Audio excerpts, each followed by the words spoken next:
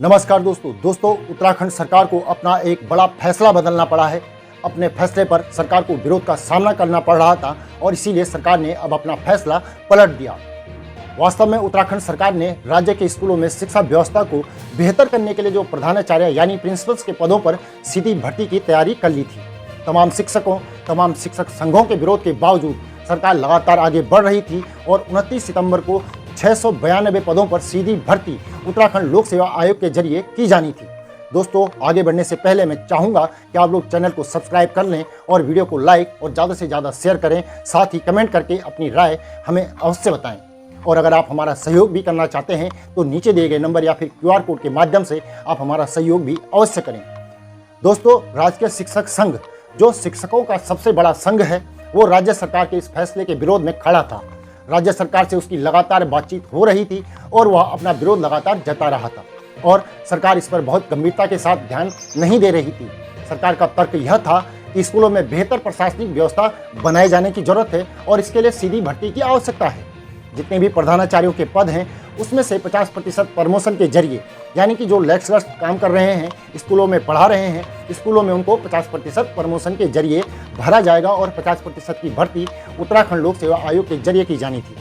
जैसा कि मैंने पहले बताया कि 29 सितंबर को यह एग्ज़ाम होना तय हुआ था, लेकिन राज्य सरकार ने शिक्षकों के विरोध को देखते हुए अब डर गई है और अपना फैसला पलट लिया है। उत्तराखंड सरकार के इस फैसले को कई तरीके से देखा जा रहा है। माना यह भी जा रहा है कि राज्य में बीजेपी का संगठन दबाव में है और दबाव में होने के एक विशेष कारण भी है। लोकसभा चुनाव उत्तराखंड में बीजेपी जीत तो गई है, लेकिन देश भर में बीजेपी को उतनी सीटें नहीं मिल पाई जितनी की दावेदारी लगातार बीजेपी का राष्ट्रीय नेतृत्व कर रहा था।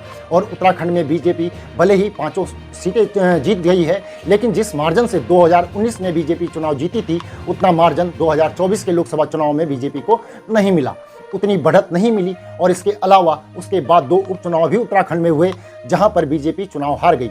हालांकि वह दोनों ही सीटें बीजेपी के पास चुनाव से पहले भी नहीं थी, लेकिन फिर भी बीजेपी थोड़ा सा दबाव में है और इस तरीके का आंकलन कई तरीके से लोग कर रहे हैं या करते आ रहे हैं। और बीजेपी संगठन और राज्य सरकार दोनों ही नहीं चाहते कि सरकार या संगठन पर कोई दबाव हो, इसलिए उन्होंने अपने फैसले को बदलना ही ठीक समझा। दोस्तों, आमतौर पर सरकारें अपना फैसला जल्दी से बदलती नहीं हैं। फैसले लेने से पहले गंभीरता के साथ मंथन होता है।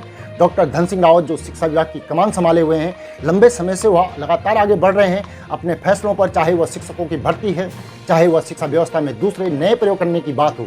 कई प्रयोग उन्होंने करके देखे हैं और यह एक नया प्रयोग करने की कोशिश धन सिंह रावत का मंत्रालय अब कर रहा था। मुख्यमंत्री पुष्कर सिंह धामी ने भी उनको अपनी सहमति दे दी थी, लेकिन शिक्षा व्यवस्था में बदलाव होता, प्रशासनिक व्यवस्था में जो है स्कूलों का, उसमें बदलाव होता, उससे पहले ही तमाम शिक्षक विरोध में आ गए और उन्होंने अपना दम दिखाना शुरू कर दिया या अपना दम दिखा दिया।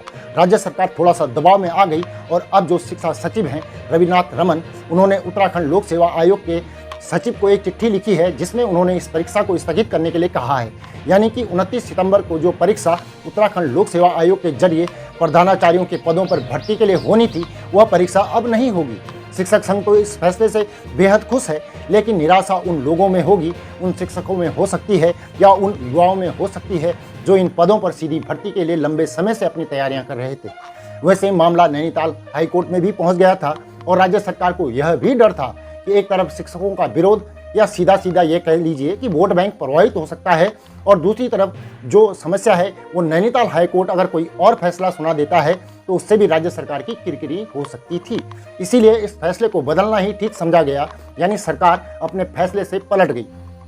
अब देखना यह होगा कि भविष्य में किस तरीके से शिक्षा व्यवस्था में शिक्षा की जो प्रशासनिक इकाई है उसमें आमूलचूल परिवर्तन करने के राज्य सरकार क्या प्रयास करती है। इस पर अपनी राय कमेंट करके अवश्य बताएं और वीडियो को लाइक और शेयर जरूर करें। साथ ही साथ अगर चैनल को सब्सक्राइब नहीं किया है तो सबसे पहले आप चैनल को सब्सक्राइब कर लें।